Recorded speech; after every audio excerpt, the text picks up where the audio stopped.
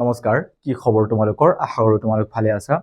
So আজিৰ এইটো ভিডিঅ'ত মই তোমালোকৰ লগত কথা পাতিম এডিআৰই 3.0 লগতে অসম আৰক্ষীৰ যি পৰীক্ষা হ'বলৈ গৈ আছে এডিআৰই 3.0 বা অসম আৰক্ষীৰ যি পৰীক্ষা হ'বলৈ গৈ আছে এই দুইটা পৰীক্ষাৰ কাৰণে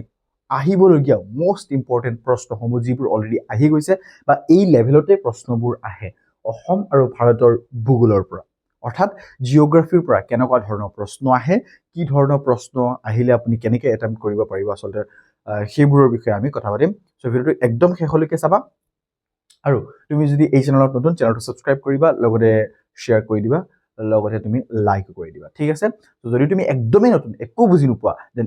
এই চেনেলটো তোমাৰ কাৰণে বিকজ এই চেনেলত আমি কন্টিনিউয়াছলি ভিডিঅ' দি গৈ আছো তোমাৰ অহা পৰীক্ষাৰ কাৰণে সো ভালকে তুমি ভিডিঅ'সমূহ চাই যাবা আহা আমি ভিডিঅ'টো আৰম্ভ কৰো একদম কমপ্লিট সেভা প্যাটাৰ্নত আমি কোৱেশ্চনসমূহ ৰেডি কৰিছো পৰীক্ষাত আহিবলগীয়া গুৰুত্বপূৰ্ণ প্ৰশ্নবোৰ লগতে আমি প্ৰশ্নৰ লগত যিমান ৰিলেটেড ডিটেইল হ'ব পাৰে সেইবোৰ আমি তোমালোকক কৈ যোৱাৰ চেষ্টা কৰিম সো এডিআৰই বা অসম আৰক্ষীৰ পৰীক্ষা দিবলৈ গৈ আছে যদি ভেৰি ইম্পৰ্টেন্ট হয় আহা আমি আৰম্ভ কৰো প্ৰথম প্ৰশ্নটো আমাৰ আগত কি দিছে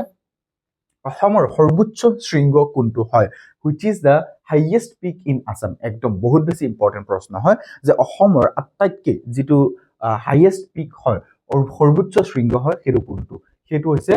লাইকা বা লাইকা শৃংগ ইম্পৰ্টেন্ট হয় মনত ৰাখিবা যে লাইকা বা লাইকা শৃংগটো হৈছে অসমৰ আটাইতকৈ সৰ্বোচ্চ ওখ শৃংগ ঠিক আছে আৰু ইয়াৰ উচ্চতা কিমান হয় ইয়াৰ উচ্চতা হৈছে 1959 কিলোমিটাৰ 1959 মিটাৰ বুজিছা না 1959 মিটাৰ হয় আৰু ই উত্তৰ কাছাৰ বা তোমাৰ ই আছে নহয় এই উত্তৰ কাছাৰ বা ডিমা হাছাও জিলাত অৱস্থিত আচলতে বা ডিমা হাছাও উত্তৰ কাছাৰ ডিমা হাছাও জিলাত অৱস্থিত ডিমা হাছাও জিলাত বুজিলা যে ইয়াৰ উচ্চতা কিমান হয় 1959 মিটাৰ হয় লগতে ইয়াৰ যেটো তোমাৰ ই কোড অৱস্থিত ই হৈছে উত্তৰ কাছাৰ বা ডিমা হাছাও জিলাত অৱস্থিত আৰু ই বৰাইল আসলতে এটো ইম্পৰ্টেন্ট হয় যে Barail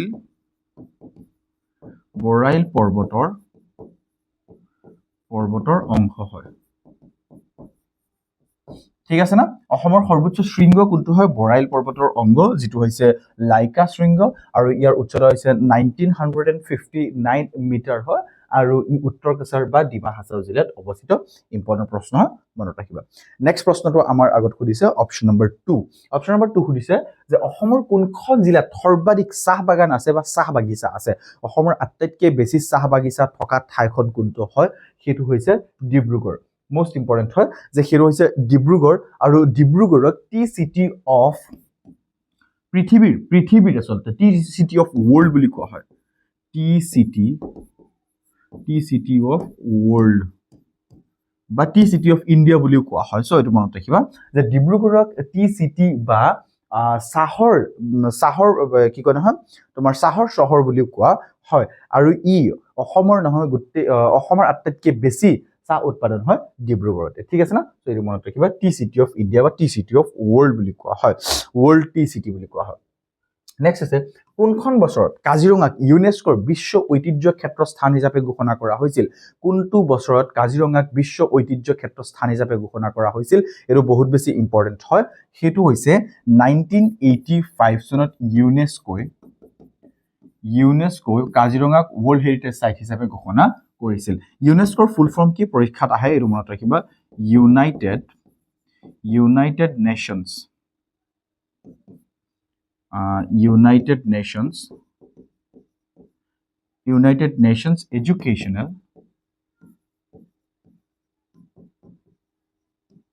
educational scientific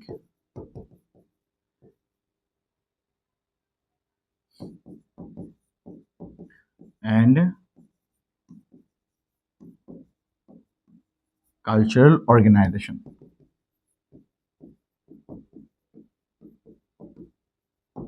United Nations Educational Scientific and Cultural Organization is the full form of UNESCO ঠিক আছে না এর মনত রাখিবা আচ্ছা ইয়াত এটা প্রশ্ন আহে যে ইউনেস্কোয় কিমান চনত আছিল কাজিৰঙাক 1985 চনত ইউনেস্কোই বিশ্ব ঐতিহ্য ক্ষেত্ৰ স্থান হিচাপে ঘোষণা কৰিছিল আৰু এই একেটা চনতে অৰ্থাৎ 1985 চনতে কাজিৰঙাৰ লগতে মানস ৰাষ্ট্ৰীয়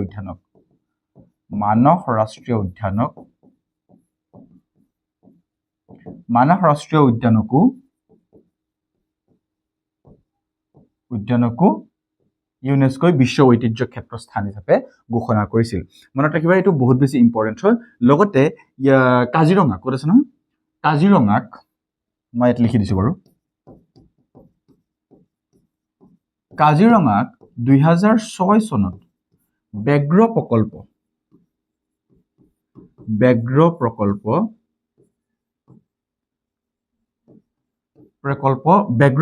আৰম্ভ কৰা হৈছিল কাজিৰঙাত 2006 চনত ব্যাঘ্ৰ প্ৰকল্প আৰম্ভ কৰা হৈছে এইটো বহুত বেছি ইম্পৰ্টেণ্ট হয় এইটো মনত ৰাখিবা বুজিছা না লগতে আৰু এটা প্ৰশ্ন আহে যে কাজিৰঙাক ৰাষ্ট্ৰীয় উদ্যান হিচাপে কেতিয়া ঘোষণা কৰা হৈছিল কাজিৰঙাক ৰাষ্ট্ৰীয় উদ্যান হিচাপে 1974 চনত ঘোষণা কৰা হৈছিল এইটো মনত ৰাখিবা যে কাজিৰঙাক ৰাষ্ট্ৰীয় উদ্যান হিচাপে 1974 চনত ঘোষণা কৰা হৈছিল লগতে 1905 চনত ইয়াক সংৰক্ষিত বনাঞ্চল হিচাপে ঘোষণা কৰা হৈছিল 1974 চনত কি কৰা হৈছিল নেশ্যনেল পাৰ্ক 1974 চনত আচ্ছা এই পিডিএফটো তোমালোকে পাই যাবা বুজিছা না এই পিডিএফটো তোমালোকে পাই যাবা সো ইম্পৰ্টেন্ট এই সকলোবোৰ হয় ভালকে মনত ৰাখিবা ঠিক আছে 1974 চনত ইয়াক নেশ্যনেল পাৰ্ক হিচাপে ঘোষণা কৰা হৈছিল লগতে 1905 চনত ইয়াক কি কৰা হৈছিল সংৰক্ষিত বনাঞ্চল হিচাপে ঘোষণা কৰা হৈছিল ইউনেস্কোই 1985 চনত ইউনেস্কোই ৱৰ্ল্ড হেৰিটেজ সাইট হিচাপে ঘোষণা কৰিছিল আৰু ৱৰ্ল্ড হেৰিটেজ সাইট হিচাপে ইউনেস্কোই কাজিৰঙাৰ লগতে 1985 চনত মানস ৰাষ্ট্ৰীয় উদ্যানকো ঘোষণা কৰিছিল মনত ৰাখিবা ইউনেস্কোৰ ফুল ফৰ্ম হৈছে United nation educational scientific and cultural organisation এইখিনি ইম্পৰ্টেণ্ট হয় বহুত বেছি মনত ৰাখিবা আৰু 2006 চনত ব্যাঘ্ৰ প্ৰকল্প কাজিৰঙাত আৰম্ভ কৰিছিল বাঘ সংৰক্ষিত কৰাৰ কাৰণে অৰ্থাৎ বাঘ প্ৰকল্প হিচাপে বা টাইগাৰ কি কৰে হয়তো টাইগাৰ ৰিজাৰ্ভ হিচাপে ঘোষণা কৰা হৈছিল ঠিক আছে এইখিনি মনত ৰাখিবা নেক্সট আমি আগলৈ আগবাঢ়ো নেক্সট প্ৰশ্নলৈ যোৱাৰ আগতে তোমালোকক সৰু এটা ইনফৰমেশ্যন দিব বিচাৰো এই যেনেকৈ মই পঢ়াই আছো ইয়াতকৈ টপ লেভেলৰ পঢ়ুৱা আমাৰ কোৰ্চত চলি আছে তোমালোকে যদি ভালকৈ প্ৰিপাৰেশ্যন কৰিব বিচাৰা অসম আৰক্ষী বা এডিআৰই দুইটাৰে আমাৰ কোৰ্চ এভেইলেবল আছে অসম আৰক্ষীৰ কাৰণে সত্য বেটচ ষ্টাৰ্ট হৈ গৈছে অলৰেডি সত্য বেটচত তোমালোকে পাবা গোটেইখিনি ছাবজেক্ট ই বুক লগতে পিডিএফ লগতে এমচিকিউৰ মক টেষ্ট পাবা সত্য বেটচ অসম আৰক্ষীৰ কাৰণে তুমি অসম আৰক্ষীৰ যিকোনো পৰীক্ষা দিবলৈ নোযোৱা কিয় তোমাৰ কাৰণে এই বেটচটোত ভাল তুমি কণ্টেণ্টবোৰ পাবা আৰু ভালকৈ প্ৰিপাৰেশ্যন কৰিব পাৰিবা লগতে এডিআৰই বেটচটো আমাৰ চলি আছে ক্ৰেছ কোৰ্চ হয় এণ্ড তুমি ইয়াতো গোটেইখিনি ছাবজেক্ট পাবা লগতে লাইভ এণ্ড ৰেকৰ্ডেড ক্লাছ পাবা আৰু বহুত বস্তু আজি মই ডিটেইল তোমালোকক কৈ থাকিব নোৱাৰো বহুত বস্তু পাবা তোমালোকে সব বস্তু পাই থাকিবা ভালদৰে প্ৰিপাৰেশ্যন কৰিব পাৰিবা এই নম্বৰত তুমি আমাৰ লগত যোগাযোগ কৰিবা 6000941823 এইটো আমাৰ হৈছে অফিচিয়েল নম্বৰ হয় মই ইয়াত লিখি দিছো অফিচিয়েল নম্বৰ হয় আমাৰ 6000941823 আৰু তুমি কিহৰ কাৰণে 6000941823 তুমি কিহৰ কাৰণে আসলতে তুমি এইটো স্পেসিফিকলি কৈ দিবা যে আসাম পুলিচৰ কাৰণে তুমি নকৰিছা আসাম পুলিচ কোৰ্সৰ কাৰণে সত্য বেটচৰ কাৰণে নে তুমি এডিআৰই কাৰণে এডিআৰই 3.0 ক্ৰেশ কোৰ্সৰ কাৰণে তুমি নকৰিছা তুমি আমাক হোৱাটছআপত কৰিবা অনলি হোৱাটছআপ কৰিবা ঠিক আছে তুমি অনলি হোৱাটছআপ কৰিবা প্লিজ ফোন নকৰিবা ফোন কৰিলে আমাৰ ডিস্টার্ব হৈ যায় সো তুমি আমাক স্পেশালি কৈ দিবা 6000941823 this is our official number so তুমি আমাক ক'ব পাৰা ইয়াৰ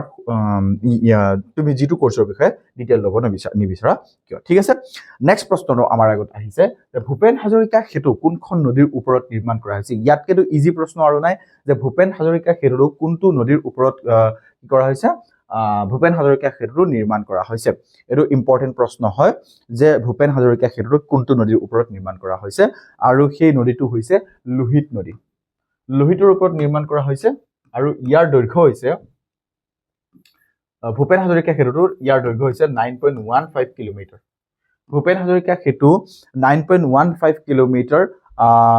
এই সেতুটোৰ দৈৰ্ঘ্য হয় অৰ্থাৎ এই দলংটোৰ দৈৰ্ঘ্য হয় আৰু ই ভাৰতৰ বৰ্তমানত সেকেন্ড হয় আসলতে এই কি কয় নহয়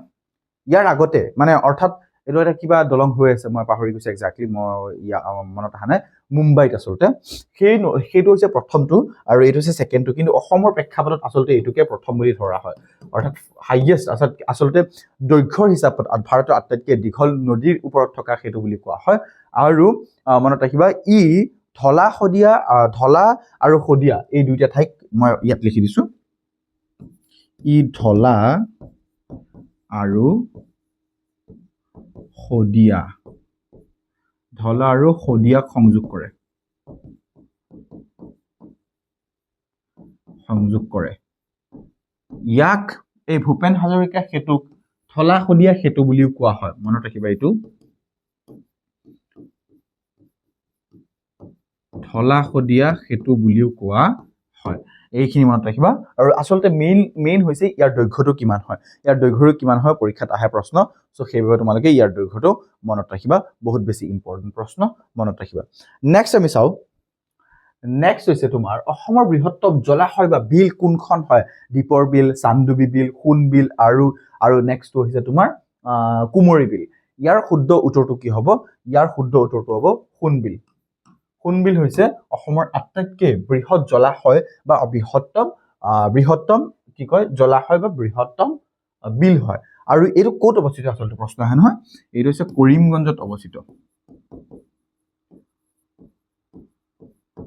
কৰিমগঞ্জত আচলতে এইটো অৱস্থিত হয়, কৰিমগঞ্জত অৱস্থিত, মনত ৰাখিবা। ঠিক আছে, যে অসমৰ আটাইতকৈ বৃহত্তম জলাশয় বা বিল কোনখন হয়? সেইটো হৈছে তোমাৰ সোণ বিল আৰু ই কৰিমগঞ্জত অৱস্থিত। ই ভাৰতৰ দ্বিতীয় বৃহত্তম আৰু উত্তৰ পূৰ্বৰ কি কয় নহয় সৰ্ববৃহৎ জলভূমি হয়। এইটো মনত ৰাখিবা যে জলমগ্ন ভূমি ই ভাৰতৰ এই ক'ত আছে নহয়, সোণ বিলটো ভাৰতৰ দ্বিতীয়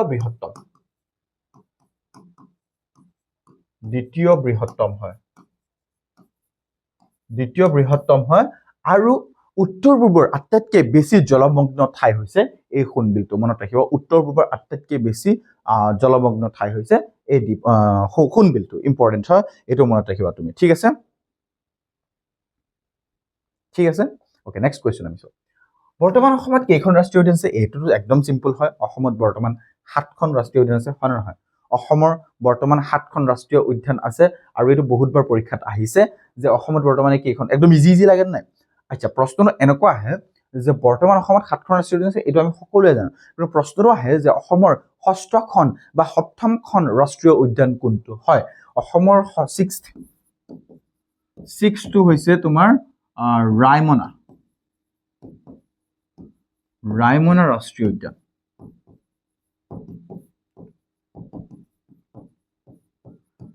আৰু 7th যিটো সেইটো হৈছে তোমাৰ দিহিং পাটকাই।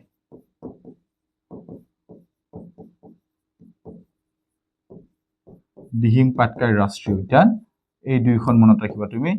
যে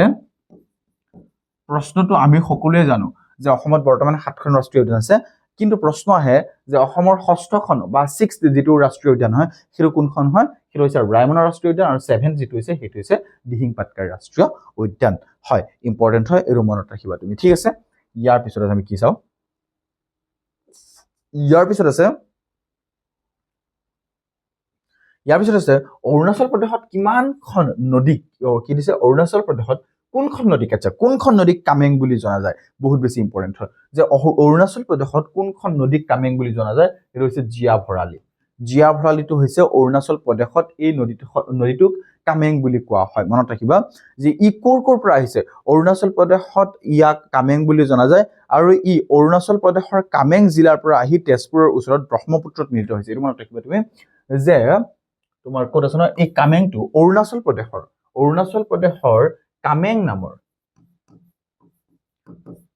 নামৰ জিলাৰ পৰা আহি ই তেজপুৰত ব্ৰহ্মপুত্ৰত মিলিত হৈছে।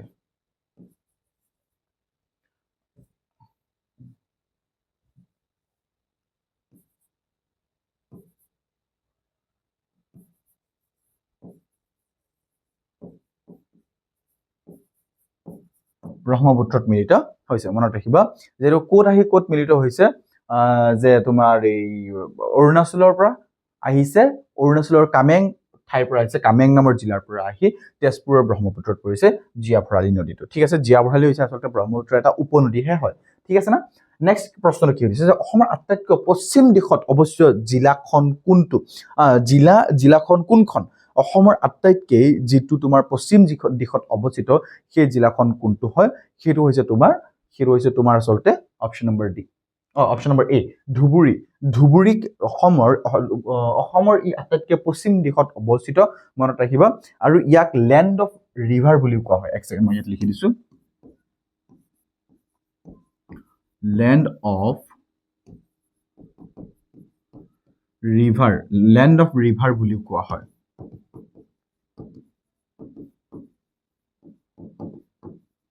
লেণ্ড অফ ৰিভাৰ বুলিও কোৱা হয়, কিয়নো অৰুণাচল বোলে অসমৰ আটাইতকৈ পশ্চিম দিশত ই অৱস্থিত ধুবুৰীটো, আৰু ইয়াক লেণ্ড অফ ৰিভাৰ বুলিও কোৱা হয়। আৰু ইয়াৰ পৰা ব্ৰহ্মপুত্ৰ নদীয়ে অসম এৰি, অৰ্থাৎ এই ধুবুৰীৰ পৰাই ব্ৰহ্মপুত্ৰ নদীয়ে অসম এৰি বাংলাদেশত গৈ পৰিছে, বাংলাদেশত গৈ মিলিত হৈছে, অৰ্থাৎ বাংলাদেশত গৈ পৰিছে, বাংলাদেশ পাইছেগৈ, বাংলাদেশত প্ৰৱেশ কৰিছে, সেইবাবে ইয়াক লেণ্ড অফ ৰিভাৰ বুলি কোৱা হয়। মনত ৰাখিবা, এইটো ইম্পৰ্টেণ্ট প্ৰশ্ন তোমাৰ পৰীক্ষাৰ কাৰণে। নেক্সট প্ৰশ্ন আমাক কি সুধিছে? অসমৰ সীমা ভাৰতৰ কোনখন ৰাজ্যৰ সৈতে স্পৰ্শ? আচ্ছা, কেইখন ৰাজ্যৰ সৈতে? এইটো অসমৰ সীমা ভাৰতৰ কেইখন ৰাজ্যৰ সৈতে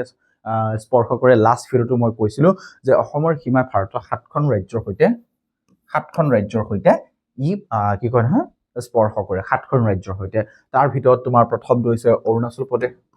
আৰু নহয়, মই ইমান মানে আমি লাষ্ট ভিডিঅ'টো চাইছো, কৰিছো, তোমাৰ কৈ দিছো, অৰুণাচল প্ৰদেশ, নাগালেণ্ড, মণিপুৰ, মিজোৰাম, কেইখন হৈছে তোমাৰ? 4খন হৈছে। ইয়াৰ পিছত হৈছে তোমাৰ ত্ৰিপুৰা, হয় নহয়, ত্ৰিপুৰা। ইয়াৰ পিছত হৈছে তোমাৰ অৰুণাচল প্ৰদেশ, মেঘালয়, কেইখন হৈছে? 6খন। আৰু ইয়াৰ পিছত হৈছে তোমাৰ পশ্চিমবংগ, ৱেষ্ট বেংগল। এই 7খন ৰাজ্যৰ সৈতে অসমে সীমা ভাগ বতৰা কৰে, অৰ্থাৎ অসমৰ সীমা স্পৰ্শ কৰে। অৰুণাচল প্ৰদেশ, নাগালেণ্ড, মিজোৰাম, মণিপুৰ, ত্ৰিপুৰা, মেঘালয় আৰু হৈছে ৱেষ্ট বেংগল। ঠিক আছে না। এইটো আমি এনেকে মনত ৰাখিব পাৰো, 3M আৰু NATW। 3M মেঘালয়, মিজোৰাম, মণিপুৰ। এইটো হৈছে এনটো দি তুমি লিখিব পাৰা নাগালেণ্ড, আৰু এটো অৰুণাচল প্ৰদেশ, টিটো তোমাৰ হৈছে ত্ৰিপুৰা, NW টো ৱেষ্ট বেংগল। এনেকে তুমি মনত ৰাখিব পাৰা। নেক্সট টাইম চাওচোন, 10 নম্বৰ প্ৰশ্ন কি আছে? যাদৱ পায়েঙে অকলে কোনটো বন ৰোপণ কৰিছিল? বহুত বেছি ইম্পৰ্টেণ্ট হয় যে যাদৱ পায়েঙে কোনটো বন, অৰ্থাৎ কোনটো অৰণ্য তেওঁ ৰোপণ কৰিছিল অকলে। আৰু ইয়াত এটা ডাঙৰ কথা মই কৈ দিওঁ, কেইদিনমান আগতে কি হৈছিল, যাদৱ পায়েঙৰ যিটো অৰণ্য হয়, মোলাই কাঠনি বা মোলাই অৰণ্য বুলি কোৱা হয়, মোলাই কাঠনিত জুই লগাই দিছিল কোনোবা দুৰ্বৃত্তই। আৰু মই যেতিয়া চাইছো ন, মই আচলতে মই কেইদিনমান আগতে ডিজিটেল বৰ্ডত পুৰা বহুত ষ্টুডেণ্টক এই যাদৱ পায়েঙৰ বিষয়ে মই কৈ আছিলো। ইমান ইনস্পায়াৰিং পাৰ্চনেলিটি হয় তেওঁ, ইমান ইনস্পায়াৰিং পাৰ্চনেলিটি হয়। জাষ্ট এ ছেকেণ্ড।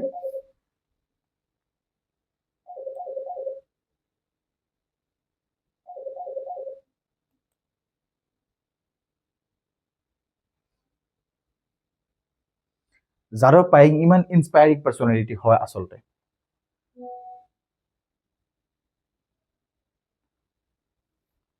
জাষ্ট এ ছেকেণ্ড।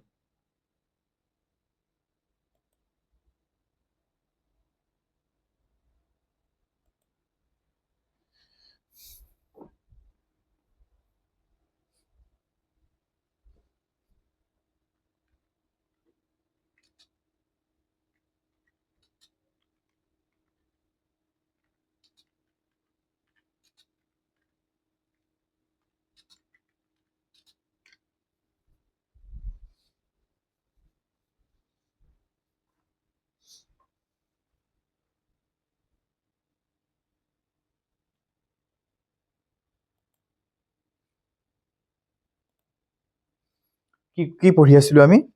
যাদৱ পায়েঙে, মই পেনটো ক'ত থলোৱেই, পালো।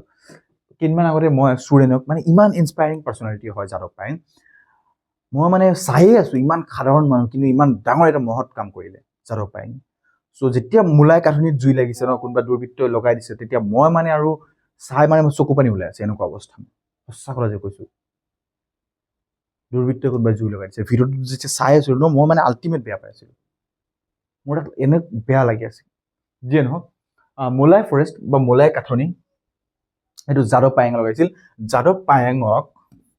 ফৰেষ্ট মেন অফ ইণ্ডিয়া বুলি কোৱা হয় মই ষ্টুডেণ্টক ইমান ইনস্পায়াৰ কৰিছোঁ তেওঁৰ পৰা মই কৈছোঁ এওঁৰ পৰা শিককচোন আৰু ষ্টুডেণ্টেও ইমান ইনস্পায়াৰ হৈছে তেওঁৰ পৰা ইমান সাধাৰণ মানুহটোক ফৰেষ্ট মেন অফ ইণ্ডিয়া বুলি কোৱা হয় অৰণ্য মানৱ বুলি কোৱা হয় যাদৱ পায়েঙক ইম্পৰ্টেণ্ট হয় এইটো মনত ৰাখিবা যে যাদৱ পায়েঙে ৰোপণ কৰা অৰণ্যটোৰ নাম হৈছে মোলাই কাঠনি তেওঁক ফৰেষ্ট মেন অফ ইণ্ডিয়া বুলি কোৱা হয় আৰু তেওঁৰ যিটো অৰণ্য তেওঁৰ যিটো এই মোলাই কাঠনি এইটো ক'ত অৱস্থিত এইটো প্ৰশ্ন পৰীক্ষাত আহিব পাৰে আমিতো জানো মোলাই কাঠনি বা মোলাই অৰণ্য এইটো ক'ত অৱস্থিত এইটো হৈছে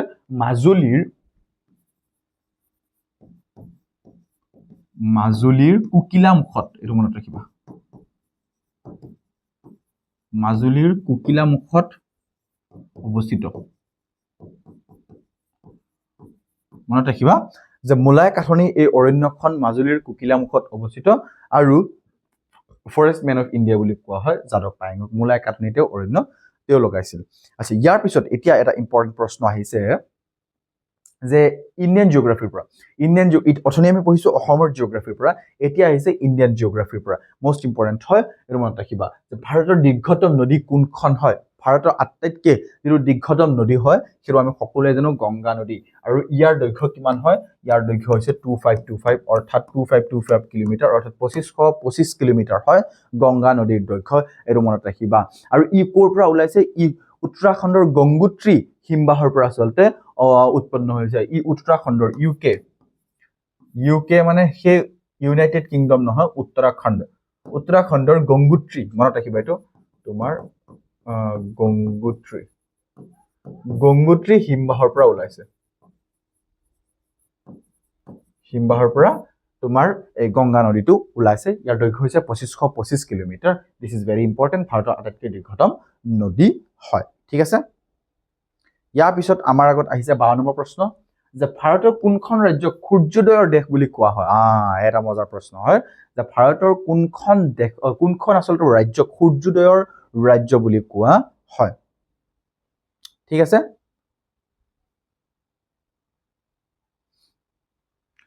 সেইটো কোনটো হয় ভাৰতৰ কোনখন ৰাজ্যক হয় সেইটো হৈছে অৰুণাচল প্ৰদেশ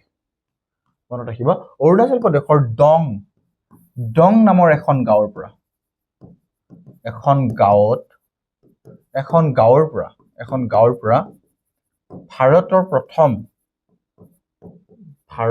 ভাৰতৰ প্ৰথম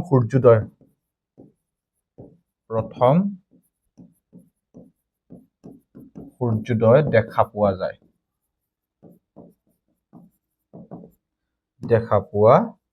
এইটো মনত ৰাখিবা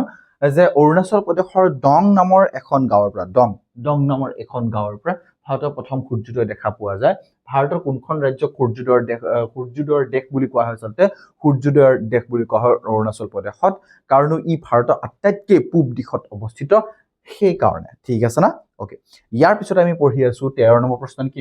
ভাৰতত সম্পূৰ্ণৰূপে অৱস্থিত সৰ্বোচ্চ পৰ্বত কি কৰিছে ভাৰতত সম্পূৰ্ণৰূপে অৱস্থিত সৰ্বোচ্চ পৰ্বত শৃংগ কোনটো হয় ভাৰততে সম্পূৰ্ণৰূপে অৱস্থিত যিটো কি কয় ন অৱস্থিত সৰ্বোচ্চ পৰ্বত শৃংগ হয় সেইটো হৈছে কাঞ্চনজংঘা জুবিনদাই কৈছিল যে কাঞ্চনজংঘা সেইটো হৈছে এই কাঞ্চনজংঘাটো পৃথিৱীৰ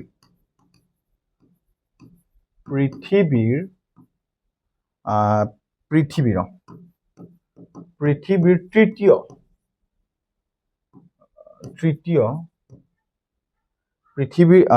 হয় না পৃথিৱীৰ তৃতীয় নেকি সৰ্বোচ্চ এক্সাক্টলি মই পৃথিৱীৰ তৃতীয় সৰ্বোচ্চ শৃংগ হয় এইটো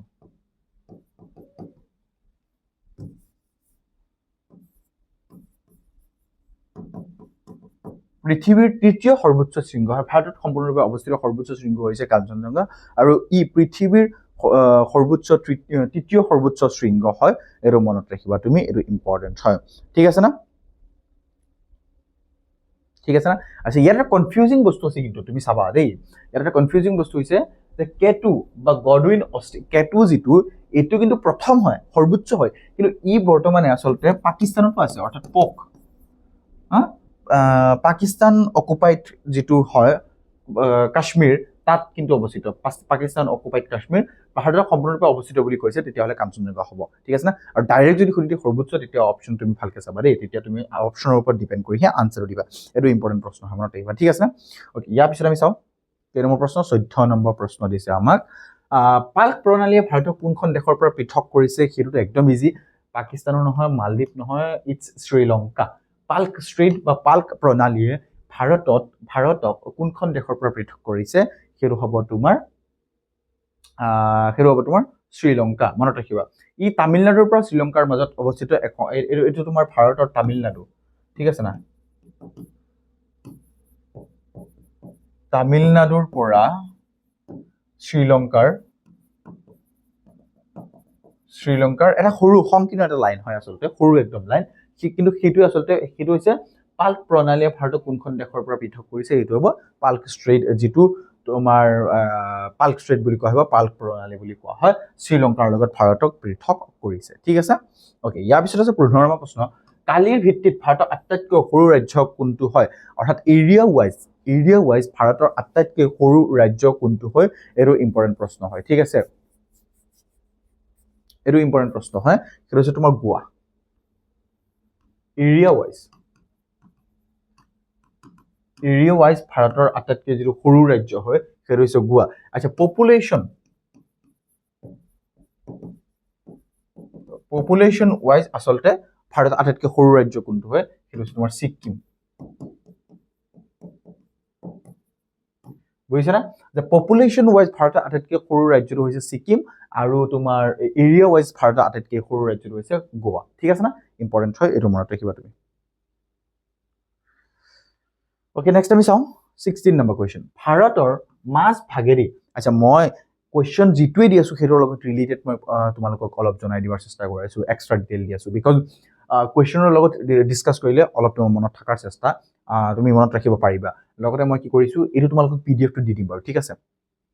এইটো তোমালোকক পিডিএফ দি দিম আৰু যিসকলে এনেকুৱা ধৰণৰ পিডিএফবোৰ থাউজেণ্ডছ অফ পিডিএফ পাবা থাউজেণ্ডছ অফ কুৱেশ্যন পাবা ভালকে প্ৰিপাৰেশ্যন কৰিবলৈ তেতিয়া তুমি আমাৰ কোৰ্চ জইন কৰিব পাৰা তাত তুমি চব বস্তু পাবা আমি একদম তোমাৰ লগত কানেক্টেডে হৈ থাকিম ঠিক আছে না তো এই প্ৰশ্ন সুধিছে 16 নম্বৰ প্ৰশ্ন আমাক সুধিছে যে ভাৰতৰ মাজ ভাগেদি পাৰ হৈ যোৱা ৰেখাডাল কি হয় বিষুৱ ৰেখা কৰ্কটক্ৰান্তি ৰেখা নে মকৰক্ৰান্তি ৰেখা নে তোমাৰ মূল প্ৰাইম মেৰিডিয়ান হয় মূল মধ্য ৰেখা আচলতে সেইটো কোনটো হয় ভাৰতৰ যিটো তোমাৰ ভাৰতৰ মাজ ভাগেদি পাৰ হৈ যোৱা ৰেখাডাল হৈছে আচলতে ট্ৰপিক অফ কেঞ্চাৰ বা কৰ্কটক্ৰান্তিৰ ৰেখা হয় ই ভাৰতৰ 8খন ৰাজ্যৰ মাজেৰে পাৰ হৈ গৈছে ৰাজ্যৰ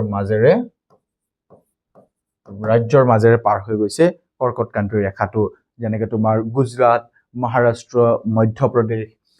তাৰপিছত তোমাৰ আছে ছত্তীশগড় তাৰপিছত আছে তোমাৰ ঝাৰখণ্ড পশ্চিম বংগ ইয়াৰ পিছত ত্ৰিপুৰা আৰু মিজোৰাম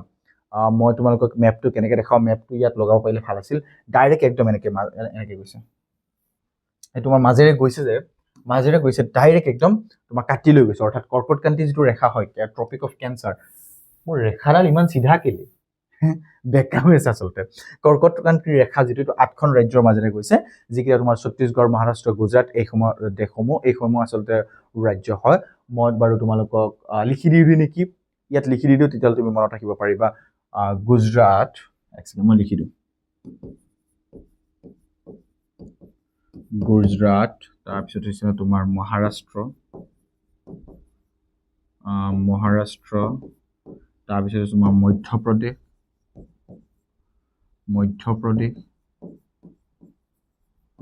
ত্ৰিপুৰা তাৰপিছত আছে তোমাৰ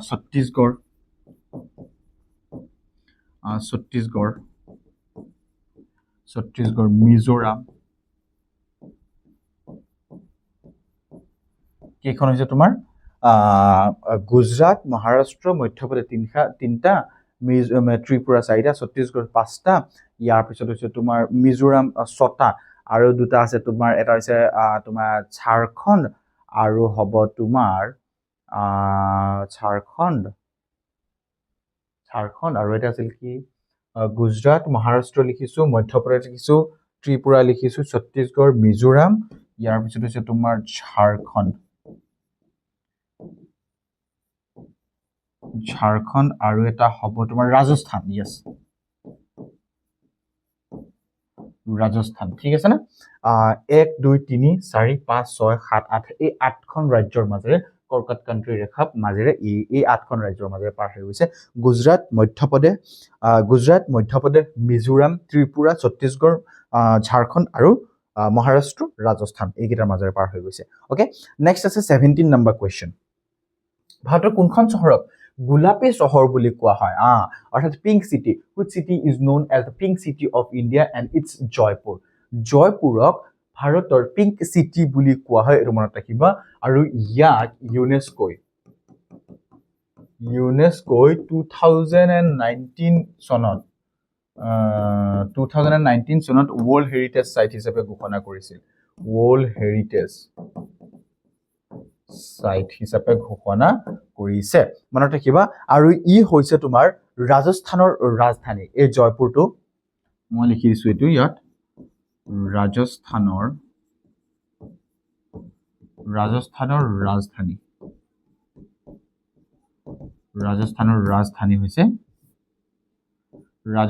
ৰাজধানী হৈছে জয়পুৰ ঠিক আছে না যে ইউনেস্কো 2019 চনত ওয়াৰ্ল্ড হেৰিটেজ সাইট হিচাপে ঘোষণা কৰিছিল আৰু ই হৈছে ৰাজস্থানৰ ৰাজধানী হয় ঠিক আছে আৰু ইয়াক পিংক সিটি বা গোলাপী চহৰ বুলি কোৱা হয় okay Question number 18 is here. গিৰ ৰাষ্ট্ৰীয় উদ্যান কোনখন ৰাজ্যত অৱস্থিত গিৰ ৰাষ্ট্ৰীয় উদ্যানটো কোনটো ৰাজ্যত অৱস্থিত হয় আৰু ইয়াৰ শুদ্ধ উত্তৰটো হ'ব গুজৰাটত অৱস্থিত গিৰ যিটো গিৰ যেনেকৈ আমাৰ কাজিৰঙা ৰাষ্ট্ৰীয় উদ্যান মানস ৰাষ্ট্ৰীয় উদ্যান ঠিক তেনেকৈ গিৰ ৰাষ্ট্ৰীয় উদ্যানটো হৈছে তোমাৰ ক'ত অৱস্থিত গুজৰাটত অৱস্থিত আৰু ই এছিয়াটিক সিংহৰ বাবে বিখ্যাত হয় আচলতে এছিয়াটিক লায়নৰ বাবে মনত ৰাখিবা এটো ইম্পৰ্টেন্ট হয় নেক্সট আমি আগলৈ চাওঁ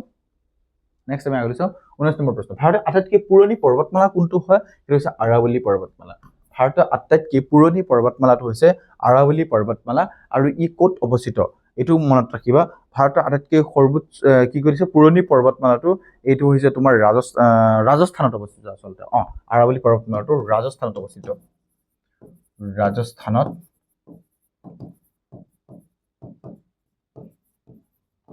আৰু এটা প্ৰশ্ন আহে যে এই আৰাৱলী পৰ্বতমালাৰ আটাইতকৈ ওখ শৃংগটোৰ নাম কি অৰ্থাৎ আটাইতকৈ ওখ শৃংগটো কোনটো হয় আৰাৱলী পৰ্বতমালাৰ সেইটো হৈছে তোমাৰ গুৰু শিখৰ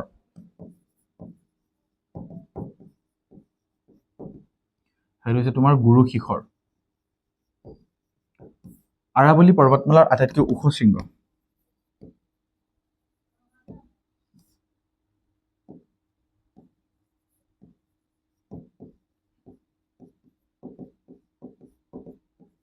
আৰাৱলী পৰ্বতমালাৰ আটাইতকৈ ওখ শৃংগটোৰ নাম হৈছে গুৰু শিখৰ আৰু ই ৰাজস্থানত অৱস্থিত এটো মনত ৰাখিবা তুমি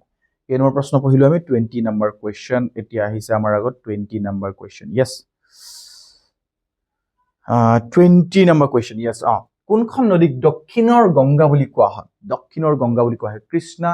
কৃষ্ণা আছে কাবেৰী আছে গোদাবৰী আছে মহানদী আছে কোনখন নদীক তোমাৰ দক্ষিণৰ গংগা বুলি কোৱা হয় সেইটো হ'ব তোমাৰ গোদাবৰী মনত ৰাখিবা তুমি গোদাবৰী নদীক দক্ষিণৰ গংগা বুলি কোৱা হয় এটো বহুত বেছি ইম্পৰ্টেন্ট হয় এটো পৰীক্ষাত আহিছিল দে যে ই দক্ষিণৰ গোদাবৰী বুলি কোৱা হয় ই দক্ষিণ ভাৰতৰ ই আচলতে এই নদীটো গোদাবৰী নদীটো দক্ষিণ ভাৰতৰ আটাইতকৈ দীঘল নদী আৰু সেইভাবে ইয়াক দক্ষিণৰ কি বুলি কোৱা হয় গংগা বুলি কোৱা হয় মনত ৰাখিবা ঠিক আছে দক্ষিণৰ গংগা বুলি কিয় কোৱা হয় কাৰণ ই হৈছে তোমাৰ দক্ষিণৰ অৰ্থাৎ সাউথ ইণ্ডিয়াৰ আটাইতকৈ দীঘল নদী হয় ইয়াৰ পিছত এতিয়া আমি পঢ়িলো ভাৰত আৰু ইণ্ডিয়া অৰ্থাৎ অসম ভাৰত আৰু ইণ্ডিয়া বুলি কি কৈছো ধেই পাগলা গায় আমি অসম আৰু ভাৰতৰ অসমৰ প্ৰথমতে জিওগ্ৰাফি পঢ়িলো এতিয়া আমি ভাৰতৰ জিওগ্ৰাফি পঢ়িলো এতিয়া আমি কেইটামান মিক্সড জিওগ্ৰাফি পঢ়িম ঠিক আছে না যে মিক্সড জিওগ্ৰাফি মানে অৰ্থাৎ অসম আৰু ভাৰতৰ দুইটাৰি কি কয় জিওগ্ৰাফি মিলাই পঢ়িম ডিগবৈ এছিয়াৰ প্ৰথম কি হোৱাৰ বাবে বিখ্যাত এইটো চাহ বাগান ডিগবৈত প্ৰথমতে চাহ বাগান হৈছিল নে নাই হোৱা তেল শোধনাগাৰ প্ৰশ্নটো ঘূৰাই দিছে দেখিছা না যে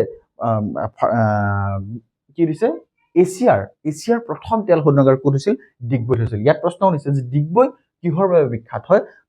এছিয়াৰ প্ৰথম তেল শোধনাগাৰ ডিগবৈতে হৈছিল আৰু ই 1901 চনত স্থাপন কৰা হৈছিল স্থাপন কৰা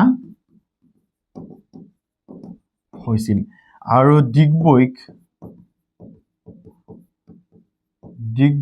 তোমাৰ তৈল নগৰী বুলিও কোৱা হয় তৈল নগৰী এটো মনত ৰাখিবা তুমি দুইটা বস্তু ইম্পৰ্টেন্ট হা যে ডিগবৈ প্ৰথম ভাৰতৰ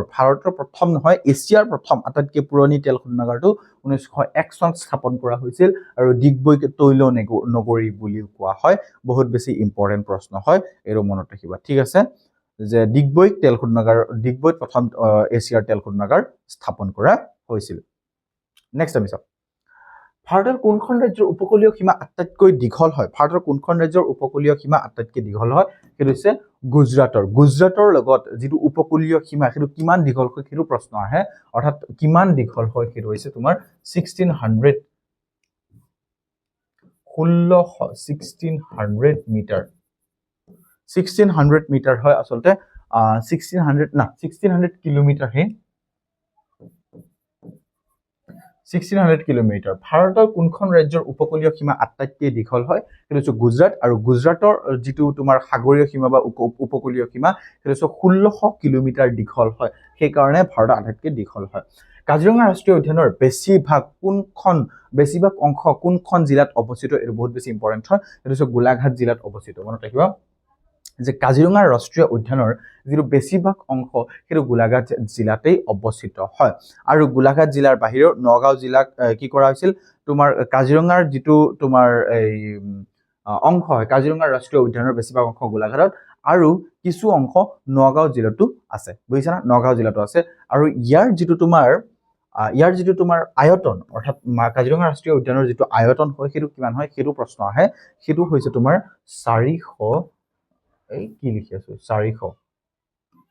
430 বৰ্গ কিলোমিটাৰ স্কয়াৰ কিলোমিটাৰ বুজিছা না যে 430 স্কয়াৰ কিলোমিটাৰ হৈছে কাজিৰঙা ৰাষ্ট্ৰীয় উদ্যানৰ তোমাৰ আয়তন নেক্সট আমি পঢ়ো কি প্ৰশ্ন আছে আমাৰ আগত 25 নম্বৰ কোৱেশ্চন 24 নম্বৰ কোৱেশ্চন আসলতে ডুৰান লাইন ভাৰত আৰু কাৰ মাজত সীমা ভাগ বতৰা কৰে ডুৰান লাইনটো ভাৰতৰ লগত কাৰ সীমা ভাগ বতৰা কৰে সেইটো হ'ব তোমাৰ আফগানিস্তান yes আফগানিস্তানৰ লগত যেটো ভাৰতৰ সীমা সেই সীমাটোক ডুৰান্ট লাইন বুলি কোৱা হয় ইম্পৰ্টেন্ট প্ৰশ্ন এটো পৰীক্ষাত আহে যে ডুৰান্ট লাইনটো এটো আফগানিস্তানৰ লগত সম্পৰ্ক ৰাখি অৰ্থাৎ আফগানিস্তানৰ লগত সীমা ভাগ বতৰা কৰে এই ডুৰান্ট লাইনে কথাটো বুজিছা না আৰু ই উৎস মই এটো লিখি দিছো তোমাৰ 1893 চনত 1893 চনত কি কৰা হৈছিল ব্ৰিটিছ আৰু ভাৰতৰ আফগানিস্তানৰ মাজত এই সীমা নিৰ্ধাৰণ কৰা হৈছিল ব্ৰিটিছ ভাৰতে অৰ্থাৎ যেতিয়া ভাৰতৰ ব্ৰিটিছ আহিছিল 1826 ত অসমত আহিছিল সো এইটো প্ৰশ্ন আহে যে অসমত কেতিয়া ব্ৰিটিছ আহিছিল অসমত ব্ৰিটিছ আহিছিল 1826 ত 92 সন্ধিৰ পিছত 1826 ত আৰু 1893 ডুৰান লাইনটো ব্ৰিটিছ ভাৰতে তেতিয়া এই ডুৰান লাইনটো তেওঁলোকে নিৰ্ধাৰণ কৰিছিল ঠিক আছে অসমৰ কোনখন চহৰক অসমৰ মানচেষ্টাৰ বুলি কোৱা হয় ডিব্ৰুগড় যোৰহাট শুৱালকুছি আৰু তেজপুৰ এই চাৰিটা ঠাইৰ পৰা অসমৰ কোনখন ঠাইক অসমৰ মানচেষ্টাৰ বুলি কোৱা হয় কি হৈছে শুৱালকুছি অসমৰ কোনখন ঠাইক অসমৰ মানচেষ্টাৰ বুলি কোৱা হয় শুৱালকুছিক অসমৰ মানচেষ্টাৰ বুলি কোৱা হয় বহুত বেছি ইম্পৰ্টেন্ট প্ৰশ্ন এটো পৰীক্ষাত আহে যে শুৱালকুছিক অসমৰ মানচেষ্টাৰ বুলি কোৱা হয় এটো ইম্পৰ্টেন্ট হয় ঠিক আছে না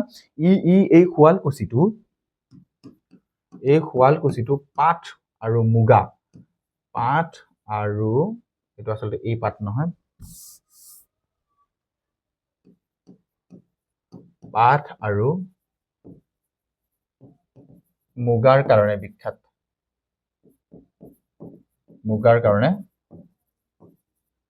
বুজিছা এই শুৱালকুছিটোক অসমৰ মানচেষ্টাৰ বুলি কোৱা হয় আৰু পাট আৰু মুগাৰ কাৰণে শুৱালকুছি চহৰ বিখ্যাত হয় মনত ৰাখিবা ইয়াক অসমৰ মানচেষ্টাৰ বুলি কোৱা হয় 26 নম্বৰ কোৱেশ্চন পৃথিৱীৰ সৰ্ববৃহৎ নদীদ্বীপ কোনটোৱে পৃথিৱীৰ সৰ্ববৃহৎ নদীদ্বীপ এটো আকৌ শিকাব লাগে নেকি মাজুলী হয় পৃথিৱীৰ সৰ্ববৃহৎ নদীদ্বীপ হয় ঠিক আছে না নদীদ্বীপ হয় আৰু ৰিভাৰ আইল্যান্ড আটাইতকৈ তোমাৰ পৃথিৱীৰ নদীৰ ওপৰত থকা নদীত থকা পৃথিৱীৰ আটাইতকৈ সৰ্ববৃহৎ নদীদ্বীপটো হৈছে তোমাৰ মাজুলী নদীদ্বীপ মাজুলী ইয়াক 2016 চনত জিলা হিচাপে ঘোষণা কৰা হৈছিল অৰ্থাৎ এই তোমাৰ মাজুলী অসম চৰকাৰে আসাম গভৰ্ণমেণ্টে 2016 চনত 2016 চনত ইয়াক জিলা হিচাপে ঘোষণা কৰাইছিল 2016 চনত মাজুলীক আমাৰ অসমতে অৱস্থিত ন আৰু আটাইতকৈ সৰু যিটো হৈছে সেইটো হৈছে উমানন্দ পৃথিৱীৰ আটাইতকৈ সৰু নদীদ্বীপ সেইটো হৈছে উমানন্দ মনত ৰাখিব ইয়াৰ পিছত কি আছে 27 নম্বৰ কোৱেশ্চন 27 নম্বৰ কোৱেশ্চন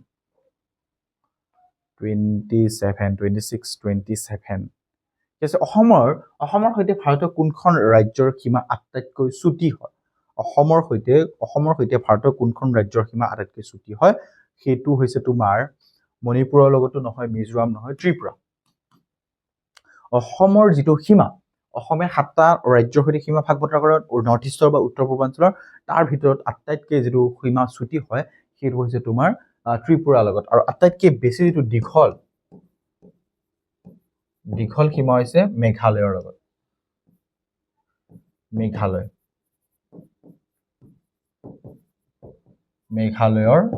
লগত অসমৰ আটাইতকৈ যিটো দীঘল সীমা সেইটো হৈছে মেঘালয়ৰ লগত অসমে ভাগ বতৰা কৰে ঠিক আছে না ওকে ইয়াৰ পিছত আমি পঢ়ো 28 নম্বৰ কোৱেশ্চন শ্ৰীসূৰ্য পাহাৰ কোনখন জিলাত অৱস্থিত শ্ৰীসূৰ্য পাহাৰ ধুবুৰী গোৱালপাৰা বঙাইগাঁও আৰু তোমাৰ দিছে কামৰূপ ধুবুৰী গোৱালপাৰা বঙাইগাঁও আৰু কামৰূপ অসমৰ যিটো তোমাৰ শ্ৰীসূৰ্য পাহাৰ হয় সেইটো ক'ত অৱস্থিত হয় আচলতে সেইটো হৈছে তোমাৰ অপশ্যন নম্বৰ বি গোৱালপাৰা জিলাত অৱস্থিত এটা আমি বহুতবাৰ পঢ়িছো যে শ্ৰীসূৰ্য পাহাৰৰ বিষয়ে প্ৰশ্ন আহে আৰু শ্ৰীসূৰ্য পাহাৰটো ক'ত অৱস্থিত বুলি কোৱা হৈছে সেইটো হৈছে তোমাৰ গোৱালপাৰা জিলাত অৱস্থিত আৰু ই হিন্দু বৌদ্ধ আৰু জৈন ধৰ্মৰ সংগমস্থলী অৰ্থাৎ ইয়াক ত্ৰিবেণী সংগম বুলি কোৱা হয় মনত ৰাখিবা ইয়াত মই লিখি দিওঁ আৰু হিন্দু জৈন আৰু তোমাৰ আছিল হিন্দু জৈন আৰু তোমাৰ বৌদ্ধ ধৰ্মৰ সংগমস্থলী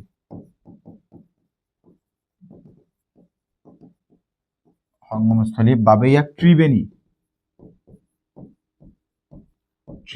সংগমস্থল বুলি কোৱা হয়